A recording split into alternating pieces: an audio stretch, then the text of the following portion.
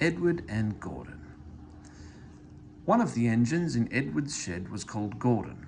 He was very big and very proud. "You watch me this afternoon, little Edward," he boasted, "as I rush through with the express. That will be a splendid sight for you." Just then his driver pulled the lever. "Goodbye, little Edward," said Gordon as he puffed away. "Look out for me this afternoon." Edward went off too to do some shunting. Edward liked shunting. It was fun playing with trucks. He would come up quietly and give them a pull. "Oh, oh, oh, oh, oh," screamed the trucks. "Whatever is happening?" Then he would stop and the silly trucks would go bump into each other. "Oh, oh, oh, oh," they cried again.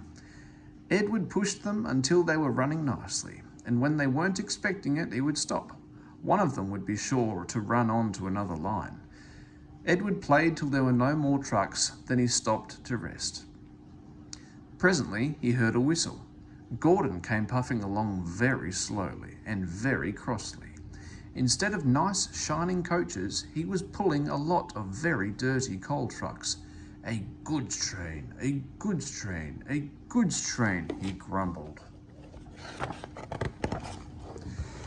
"The shame of it, the shame of it, the shame of it." He went slowly through with the trucks clattering and banging behind him. Edward laughed and went to find some more trucks. Soon afterwards a porter came and spoke to his driver. "Gordon can't get up the hill. Will you take Edward and push him, please?" They found Gordon halfway up the hill and very cross. His driver and fireman were talking to him severely. "You are not trying," they told him. "I can't do it," said Gordon. "The noisy trucks hold an engine back so.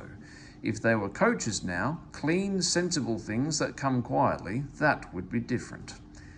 Edward's driver came up. "We've come to push," he said. "No use at all," said Gordon. "You wait and see," said Edward's driver. They brought the train back to the bottom of the hill. Edward came up behind the brake van, ready to push. "Peep, peep, I'm ready," said Edward. "Poop, poop, no good," grumbled Gordon. The guard blew his whistle and they pulled and pushed as hard as they could. "I can't do it, I can't do it, I can't do it," puffed Gordon. "I will do it, I will do it, I will do it," puffed Edward. "I can't do it, I will do it, I can't do it, I will do it, I can't do it, I will do it," they puffed together.